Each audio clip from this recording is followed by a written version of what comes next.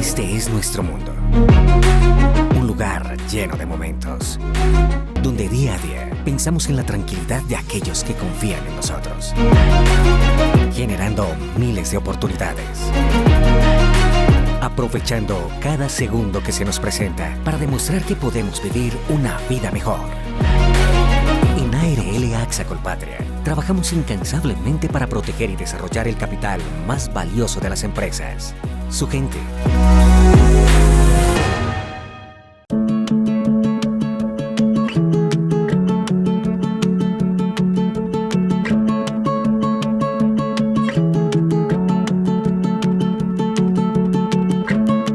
Mónica Patricia Corredor Tovar, médica cirujana, especialista en gerencia de mercadeo, administración de empresas y salud ocupacional. Mi nombre es Mónica Corredor, de profesión soy médica y le doy gracias a la corporación por haberme permitido estar en la 26 Semana de la Salud Ocupacional. El tema que nos trae el día de hoy y que quiero compartirles es el tema de cómo la medicina laboral ha ayudado en el tema del COVID en el sector aeronáutico. Y mi conversación va a resolver una inquietud.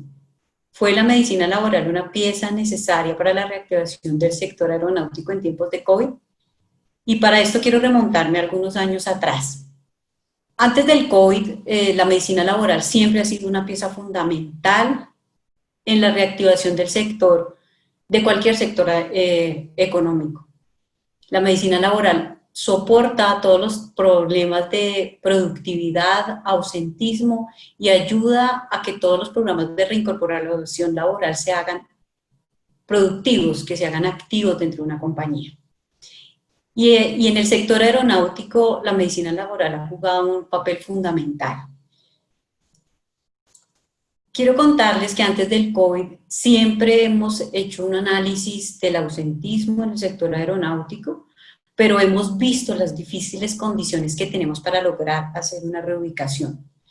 Y son condiciones de toda índole. Tenemos condiciones físicas, y esas condiciones físicas hacen relación a que no solo las personas tienen que mejorar físicamente después de un proceso de rehabilitación, sino que adicionalmente existen unos entes gubernamentales que son conocidos por parte de ustedes, que son la Aeronáutica Civil, que vela por las licencias para esas poblaciones, especialmente lo que estamos hablando de pilotos y auxiliares de vuelo. Y cuando una persona enferma necesita rehabilitarse, posteriormente tiene que habilitar su condición física para volver a volar.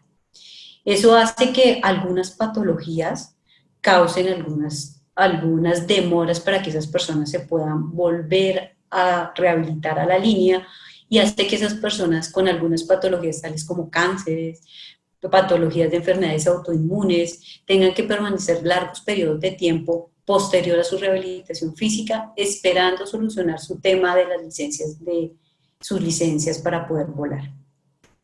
Es muy importante para cualquier piloto auxiliar de vuelo volver a la línea en sus condiciones óptimas, pero esas condiciones solo son certificadas a través de la Aeronáutica Civil. Entonces, eso es una coyuntura que hace que nosotros tengamos que parar, esperar su rehabilitación física, poder enviar una serie de documentos que tienen que revisar la medicina aeroespacial de la Aeronáutica Civil y determinar si esa persona tiene ya la aptitud para poder volar o no. La otra condición importante que también dificulta alguna reubicación temporal en el sector aeronáutico son las condiciones sindicales. Estas condiciones sindicales o pueden favorecer o pueden dificultar la situación, porque en algunas ocasiones esas condiciones hacen que se demoren mucho más los procesos, porque tienen que pasar por manos de algunos sindicatos y de áreas como relaciones laborales, o algunas veces facilitan la situación en algunos sectores y hacen que esas condiciones sindicales en los sectores se vuelva o más fácil o más difícil dependiendo del gremio en el que estemos hablando. Hay unas condiciones otras que son las condiciones etarias y van muy pegadas a las condiciones socioeconómicas que les presento. Las condiciones etarias porque tenemos aquí dos, sobre todo en el área de pilotos y auxiliares de vuelo, tenemos condiciones de personal muy joven que entra feliz a hacer vuelos, o una población muy adulta que ya lleva muchos años en las empresas, 40 años, 35 años de volar, y esas personas tienen una formación de pilotos exclusivamente. La población más vieja de nuestras empresas solo son pilotos profesionalmente. Cuando un piloto o un auxiliar de vuelo queda en tierra, o sea, no puede volver a volar en ese momento por alguna condición física, es muy difícil buscar una reubicación temporal o definitiva si pierde su licencia, si no tiene otra profesión adicional, técnica o profesional. Es muy difícil buscar en dónde más usted lo pueda reubicar si solo hizo su carrera profesional para ser piloto. Entonces, las personas jóvenes han visto esta dinámica y afortunadamente la población más joven se ha dedicado a estudiar otras cosas adicionales. Entonces, es muy difícil en poblaciones extremas por ese tipo de situaciones, pero en la población más joven esa población ya está estudiando y se está formando más allá de ser pilotos o de ser auxiliares de vuelo. Pero también tenemos que esa población joven tiene otras características y es una población que a su edad quiere vivir otras situaciones sociales, unas condiciones de vida que no se cuidan igual que una persona de una edad de 50 años en adelante. Entonces esas personas jóvenes llevan unas condiciones de vida y social que rayan con las condiciones para ser piloto.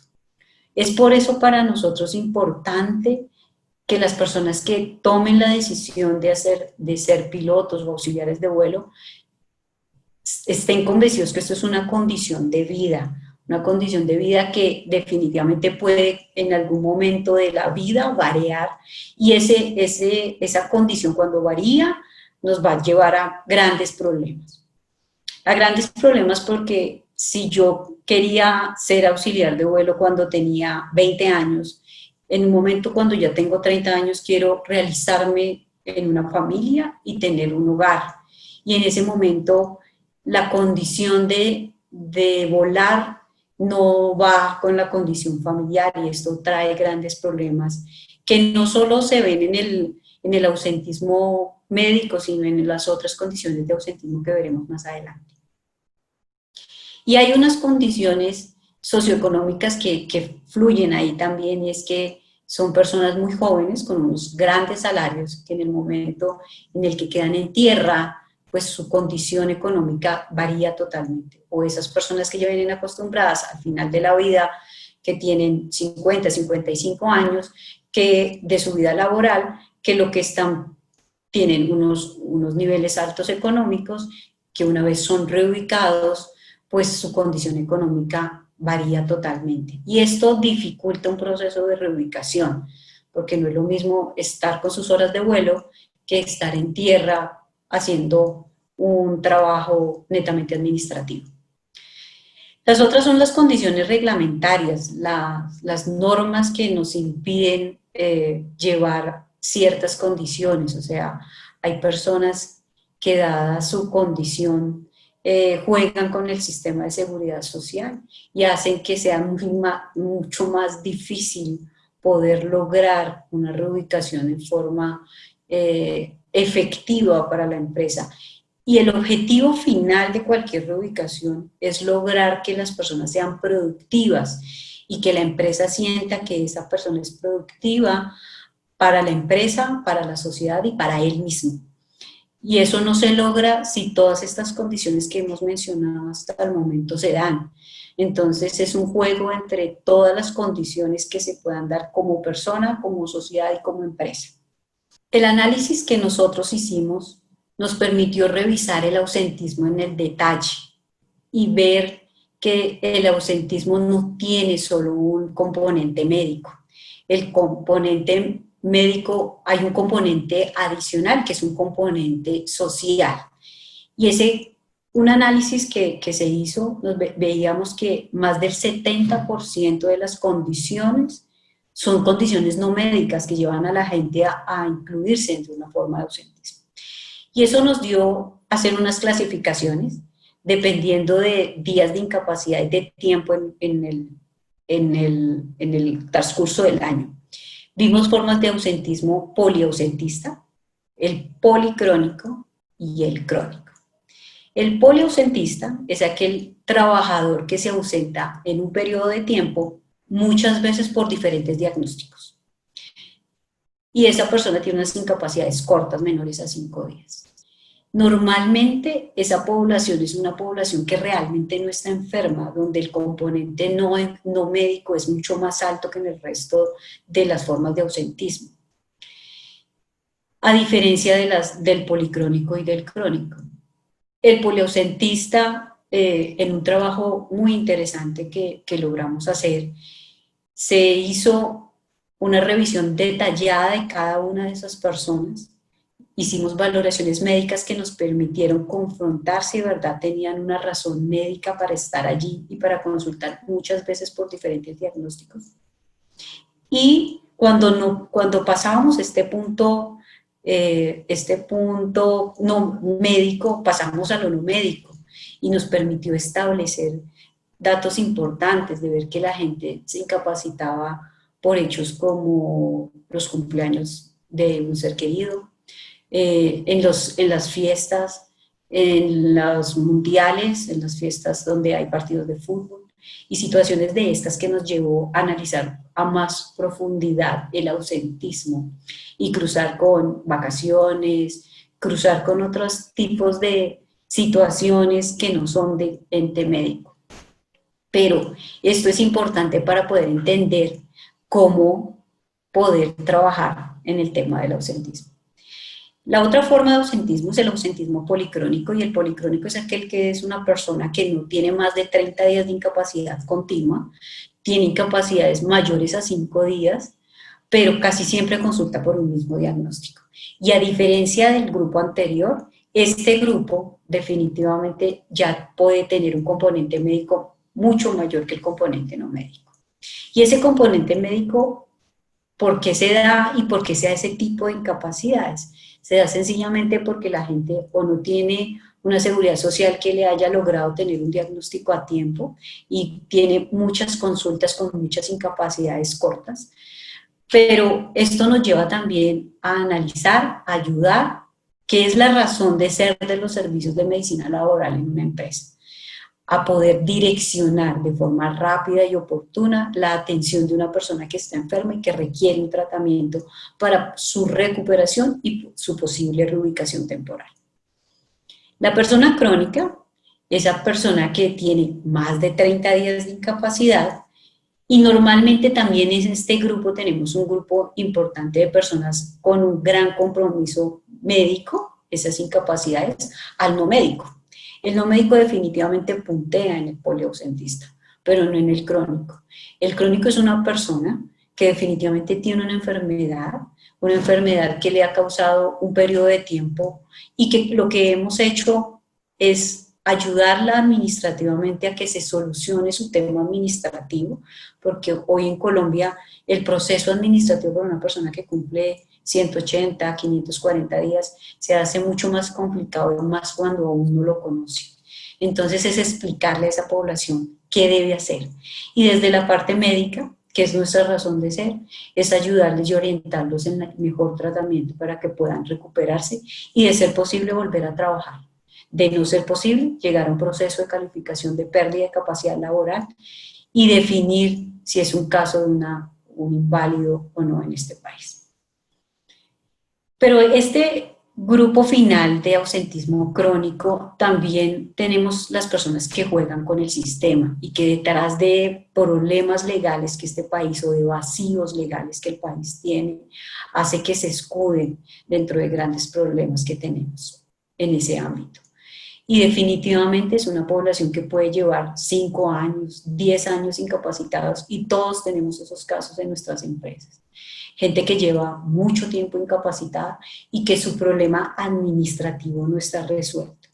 y que su tema médico está resuelto, pero su tema administrativo lo lleva a jugar con el sistema y a mantener periodos larguísimos de incapacidad y lograr, todos los que estamos aquí reunidos sabemos que lograr una reubicación temporal o definitiva después de 2 años es muy difícil. Y es muy difícil porque el hábito se ha perdido. Entonces es muy difícil lograr que esto se pueda dar. Por eso el análisis nos llevaba a revisar todas estas condiciones y definir qué íbamos a hacer. ¿Y qué podíamos hacer? Creo que teníamos unos retos interesantes en el sector aeronáutico viendo todo lo que nos estaba sucediendo. Teníamos que darnos cuenta que teníamos que crear unos nuevos enlaces con unos nuevos actores. Y esos nuevos actores, ya conocíamos los actores que eran las administradoras de riesgo, las EPS, los fondos de pensiones, pero desafortunadamente en nuestro día a día habíamos olvidado uno de los actores más importantes. Y fuera de ser la persona el actor más importante, el otro actor importante es el líder.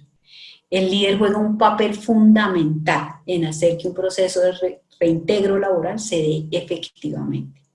Y esto hace que sea un actor fundamental para que esto funcione. También empezamos a crear lazos con áreas de la compañía como nómina, como talento humano, como eficiencia y productividad, donde todos podíamos sumar para que esa persona se pudiera reintegrar y ser productiva para la compañía. Es demasiado triste ver en nuestras empresas cuando hablamos de personas reubicadas o reintegradas con cero productividad, o sea, la tenemos para contar hojas, la tenemos sentada en una silla, y este no es el objetivo del proceso de reintegro y de reincorporación laboral que busca la medicina laboral. Teníamos que buscar soluciones novedosas. ¿Y cuáles fueron esas soluciones novedosas que hicimos? Eran soluciones rápidas, que podían parecer sencillas, pero eran de forma que teníamos que impactar rápidamente el ausentismo y la reincorporación, y más aún la productividad de esas personas. Teníamos que hacer una detección temprana y era el análisis de ese ausentismo en forma rápida, o sea, nosotros hacemos cortes semanales del tema y hacer unas mesas de trabajo entre todas las áreas, o sea, hacemos reuniones mensuales con las áreas donde les contamos cómo va su ausentismo y qué debemos hacer con las personas que están ausentes, qué esperamos que pase con esas personas ausentes al corto, al mediano y a largo plazo. Hacer seguimientos a tiempo. Tenemos personas haciendo llamadas telefónicas, contándole a la gente administrativamente qué debe hacer para que no llegue un caso a 540 días, a que llegue un caso a 120 días sin un concepto de rehabilitación. Hacer reintegros oportunos. Como les mencionaba, un reintegro después de 2 años es muy difícil de lograr, y que sea efectivo y que sea productivo. Entonces, entre más rápido logremos físicamente que esa persona se recupere y podamos volverla a reintegrar en forma oportuna, esto nos va a traer todos los beneficios para la persona, para la empresa y para la sociedad. Una vez sucede y llega el COVID, nos vemos afrontados a una situación muy difícil, donde a finales de marzo los cielos en Colombia se cierran, los aeropuertos son cerrados, y tenemos una población en tierra, tenemos una cantidad de auxiliares de vuelos, pilotos, personal de mantenimiento en tierra. Y nos vemos con las mismas personas que teníamos reubicadas, con las mismas personas que teníamos en un proceso de rehabilitación física para volverlas a reintegrar a nuestra empresa. Y veíamos que todo esto había quedado congelado y se sumaban unas condiciones adicionales. Y se sumaron unas condiciones en que el gobierno nacional semanalmente sacaba normas que o que nos ayudaban o que podían obstaculizar el tiempo. Y no, decidimos ir adelante y decidimos tomar esas herramientas como un motor para poder funcionar y buscar las soluciones para nuestro personal. Y eso fue lo que hicimos, definitivamente. De ahora en adelante les voy a mostrar todas las condiciones que a partir de marzo empezaron a cambiar y empezaron a ser mucho más difícil los procesos de reubicación, de reintegro y de productividad en las empresas de aviación. Voy a mencionarles 5 puntos que el gobierno nacional determinó como importantes a tener en cuenta dentro de esta pandemia, y voy a ver 6 soluciones que les voy a contar cómo las vimos como oportunidades para poder arrancar en forma oportuna.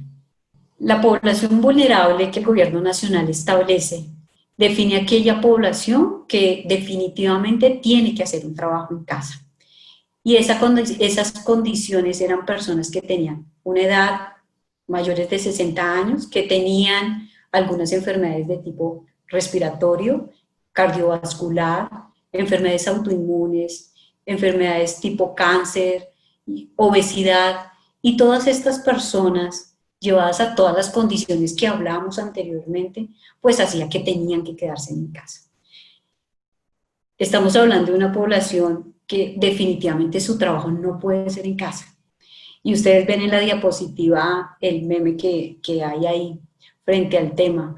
¿Cómo hacemos para que un piloto o un auxiliar de vuelo haga trabajo en casa? ¿Cómo hacemos una persona operativa como un supervisor de mantenimiento pueda estar en casa? Entonces, definitivamente ahí vemos un tema muy importante. Y muy importante que debíamos coger esa población, dejarla en casa, pero ¿a costa de qué? Porque el gobierno nacional también estableció que estas personas no iban a tener incapacidades temporales. O sea, las empresas debían asumir el costo de tener esas personas en casa. Entonces, esto es una suma de condiciones económicas mayores para la empresa, que ya había entrado en dificultades por tener toda su población en tierra. La otra condición es la población sintomática. Y la población sintomática, en ese momento que estamos empezando en el mes de marzo, cualquier síntoma, y en este momento también de la pandemia, cualquier síntoma es sospechoso de COVID. Pero en ese momento, cuando empezamos el mes de marzo, los vuelos aún se estaban haciendo. Posterior, en los meses de abril, mayo, junio y en adelante, se realizaron vuelos charter y vuelos de repatriaciones, pero cualquier síntoma que presentaba esa población podía ser considerada como sospechosa de COVID. Y esto es tan bizarro y tan difícil de entender, porque todos hemos ido aprendiendo a través de esta pandemia, que era para nosotros todo un reto aprender qué podíamos hacer frente a este tema. El otro tema importante es la población con contacto estrecho. Esa población con contacto estrecho tiene un tema bien interesante, porque en marzo, inicios de marzo, no teníamos elementos de protección personal.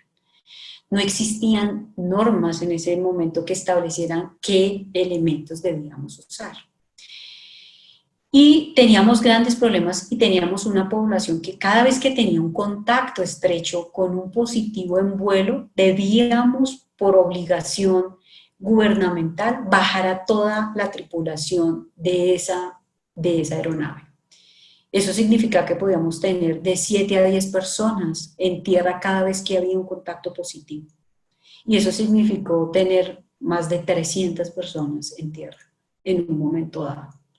Entonces, esto lleva a que cada día se sumaban más cosas difíciles. Y esa persona que tenía un contacto estrecho positivo, pues mi intención era volverla productiva nuevamente y volverla a la población, pero nos veíamos con muchísimas barreras para poderlo hacer. ¿Y qué barreras teníamos? Demoras en la atención, demoras en el servicio de poder definir una prueba. Teníamos, acceder a la prueba era muy difícil, como al mismo resultado.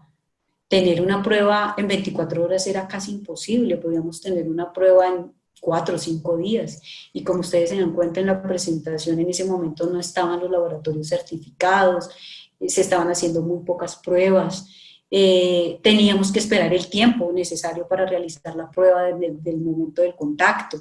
Entonces, definitivamente fueron unas situaciones que nos llevaron a muchas más cosas, de tener cada día más y más y más población en tierra.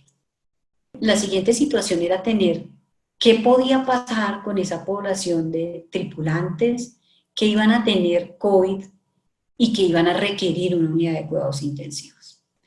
Y en ese momento nadie sabía, como ahora, cuáles son las reales consecuencias del COVID-19 en esas personas que requieren unas condiciones diferentes que el resto de la población para poder volar.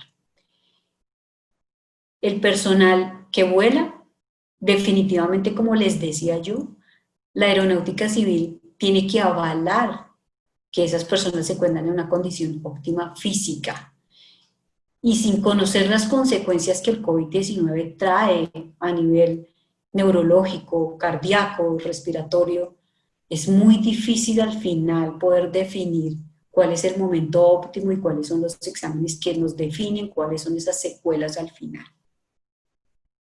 Entonces esto también nos llevó a buscar soluciones, a buscar nuevos actores y a buscar nuevos enlaces entre las diferentes áreas, entes gubernamentales y mesas de trabajo donde podíamos pensar cuáles eran las mejores opciones para que este personal volviera a retomar su actividad propia. Teníamos otro gran reto, grande, que era cómo convencer a los pasajeros que volar era definitivamente fácil y sin riesgo. Y eso era muy difícil lograr. A pesar que ustedes pudieron escuchar a los inicios de marzo que existen los filtros EPA y tenemos una explicación frente al tema, que habían todas las medidas que se manejan desde todos los entes gubernamentales y desde los mismos entes aeronáuticos explicando que volar es seguro para no contraer el COVID-19, pues esto generaba gran desconfianza en nuestros pasajeros. ¿Y era desinformación o era miedo a adquirir la enfermedad?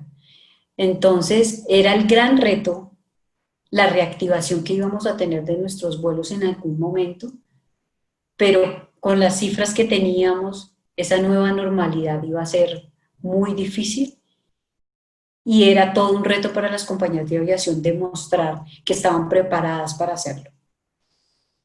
¿Qué hicimos como área de medicina laboral?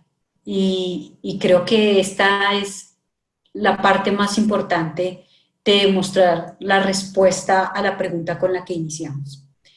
¿Es la medicina laboral una piedra fundamental para reactivar el sector, del sector aeronáutico de COVID-19? Y la respuesta es sí. El área de medicina laboral en todas las empresas de aviación en Colombia y en el mundo hemos trabajado arduamente en revisar una a una todos los estándares de industria, estándares como IATA, como EASA, y revisar los estándares que el gobierno nacional nos había puesto.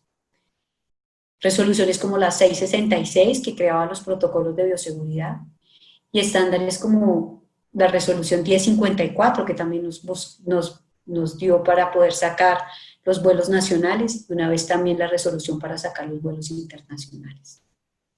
Entonces, ¿qué hicimos? Definitivamente fue sentarnos, hacer mesas de trabajo, buscar esos nuevos actores que buscamos al inicio cuando no había COVID, pero aquí fueron fundamentales.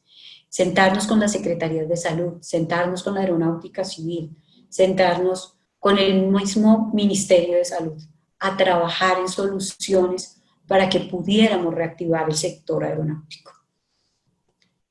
¿Qué pasó con esa población vulnerable? Y esa población vulnerable tiene unos exámenes médicos. Buscamos dos puntos de entrada.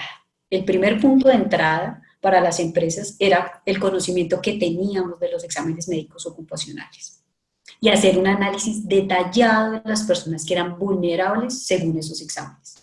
La otra parte que buscamos era que la gente levantara la mano y dijera por una inscripción personal que tenía una vulnerabilidad. Esos dos grupos los llevamos a hacer una encuesta de riesgo individual. ¿Soportados en quién? En las administradoras de riesgos laborales que nos prestaron los servicios desde sus plataformas para poder hacer estas encuestas y poder definir o categorizar a esa población. ¿Cómo fue la categorización? Hicimos un vulnerable alto, un vulnerable bajo y un personal sin vulnerabilidad. Ese vulnerable alto era aquel que definitivamente debería continuar trabajando en casa y no podía desempeñarse de otra forma. El vulnerable bajo era aquel que con algunas condiciones podría retornar a laborar operativamente en los diferentes puntos en forma física. Y ahí tuvimos un apoyo fundamental de las administradoras de riesgos laborales, en donde revisamos uno a uno condiciones que podrían sumar a las condiciones que son las medidas generales que todos conocemos de prevención de COVID. Y llegamos a hacer unos compromisos con cada persona que quedó en vulnerable bajo, con su líder, como les decía yo, la importancia de ellos. Y nos sentamos y firmamos acuerdos para que esas personas pudieran retornar a trabajar. El que no tenía vulnerabilidad podía retornar sin ningún problema nuevamente a la operación. Una vez termina todo el proceso del aislamiento que teníamos, pues nuevamente el gobierno nacional establece que esto es una condición que cada persona debe cuidar, y en este momento la población vulnerable ya ha dejado de tener el control por parte de las empresas en forma exclusiva y se le ha entregado una gran responsabilidad a cada una de las personas. ¿Qué pasa con la población sintomática? La población sintomática teníamos que capturarla y teníamos que capturarla rápido, porque el objetivo de tener diagnosticada rápidamente esa población sintomática buscaba contener la pandemia. Contener la pandemia en nuestros aviones, contener la pandemia en nuestras empresas y en todos los sitios físicos donde nosotros tenemos acceso. Entonces viene la creación de muchas encuestas de síntomas, muchas apps que se crearon en su momento, apps gubernamentales como la Corona App, que se debe diligenciar obligatoriamente en Colombia, empresariales, porque cada empresa pudo crear ese tipo de apps, y sectoriales, porque las administradoras de riesgos y otros entes pudieron lograr como gremios hacer algunas apps que prestaban este servicio para las empresas. ¿Qué buscábamos con el control de las apps? Hacerle seguimiento detallado a las personas que tenían síntomas o que levantaban la mano por tener el contacto con una persona positiva o ser contacto de una persona positiva. Entonces esto nos permitió hacer llamadas telefónicas, direccionar más rápidamente a las EPS, hacer descongestionar también los servicios en las EPS, o sea, esto es un trabajo conjunto entre todas las personas. ¿Qué pasó con la población contacto estrecho con positivo? Y definitivamente creo que ahí los lineamientos del gobierno nacional fueron muy importantes en la medida en que establecieron qué pruebas se toman y a quién se le toma y cuándo se le toma. Esto es importante porque descongestionó parte de regularizar los tiempos, también permitió saber cuándo tomar una prueba y permitió que la gente pudiera entender más fácilmente que debía esperar cierto tiempo de su contacto para poder tener ese tipo de pruebas. Entonces, también se tomaron decisiones en algunas empresas frente a la realización de pruebas. Se tomaron decisiones de hacer pruebas de antígenos o de anticuerpos en algunas empresas. Se establecieron algunos protocolos de bioseguridad en aeropuertos como el aeropuerto de Bogotá, donde se establecieron algunos laboratorios para realización de pruebas, y también se estableció que ellos solicitaban la realización de pruebas a su personal para iniciar unas PCRs y para controlar unas pruebas de anticuerpos, pero cada empresa tomó la decisión de qué hacer frente a este contacto estrecho. Nos permitió también a las empresas tener ese contacto con esos entes para negociar que la situación que tuvimos en un momento dado en marzo ya no era la misma. Teníamos una población con elementos de protección personal, con protocolos que establecían que ya no se iba a dar servicio en los vuelos nacionales, entonces ya no se darían los contactos estrechos. porque ya no habrían 15 minutos sin elementos de protección personal. Y nos permitió que en el momento en que nuestra tripulación a la reactivación tuviera contacto con un positivo, ya no tuviéramos que bajarlos. O sea que definitivamente involucrar nuevos actores sí hacía la diferencia. Y eso lo permitió la medicina laboral, sentándose a revisar esos protocolos. Entonces, creo que en esas negociaciones se hizo la diferencia. ¿Qué pasaba con la población positiva y sus consecuencias? La aeronáutica civil también se dedicó a estudiar y a revisar definitivamente en conjunto con las empresas de aviación qué podía pasar con esas tripulantes que tuvieran COVID y que fueran definitivamente a una unidad de cuidados intensivos, y se tomaron decisiones importantes. Las personas que no habían ido a una unidad de cuidados intensivos y no habían requerido hospitalización iban a quedar definitivamente con su licencia sin ningún inconveniente, después de haberse podido reportar entre los tiempos establecidos a la aeronáutica civil, pero no iban a tener inconvenientes con su licencia. Y las personas que habían estado en unidades de cuidados intensivos iban a quedar con su licencia suspendida hasta realizarse una serie de exámenes que pudieran definir su habilitación para volver a volar. Entonces, estas fueron decisiones que se fueron tomando y que fuimos aprendiendo en el camino, y que fuimos aprendiendo en conjunto con otras áreas como la medicina aeroespacial, que nos permitió poder estudiar cada una de las situaciones y poder definir las acciones frente a nuestras tripulaciones y a toda la situación que se nos viene posterior a esta pandemia. ¿Qué pasaba con uno de los puntos más importantes? Y era el tema de la reactivación y nuestros pasajeros. Se establecieron, gracias a los protocolos de bioseguridad, el gobierno nacional establece a través del Ministerio de Turismo una certificación que se llama Check-in Certificado. Y esto revisa el cumplimiento específicamente de la resolución 666 y la de la resolución 1054. Y permitía verificar que todas las empresas de aviación que quisieron hacerlo y los aeropuertos se certificaran y que la gente estuviera convencida que volar es completamente seguro en este país. Porque tenemos los estándares, todas las empresas estamos cumpliendo los estándares para poderlo hacer. No solo a través de los filtros EPA, que es un punto muy importante, sino a través de la cadena completa del recorrido del cliente, desde que se chequea hasta que te llega a su destino. Estamos contemplando uno a uno todos los puntos que pasa un pasajero para que esa persona tenga la seguridad de no contraer el virus. Pero para eso necesitamos no solo de nuestros tripulantes, necesitamos de que los pasajeros también colaboren, de que los pasajeros estén convencidos que las medidas de bioseguridad y las medidas generales de cuidado de COVID-19 se deben cumplir desde que salen desde su casa hasta que vuelven a entrar a su casa. Entonces, es por esto tan importante obtener estos sellos de certificación que el gobierno nacional ha permitido y que ya la mayoría de compañías de aviación en Colombia lo tienen. El otro punto grande que llegamos a hacer fue la revisión de rutinas de limpieza. Y esto le da tranquilidad no solo a nuestros pasajeros, sino también a nuestras propias tripulaciones. Hicimos revisiones de uno a uno los productos con los que se hacía la limpieza de las diferentes aeronaves.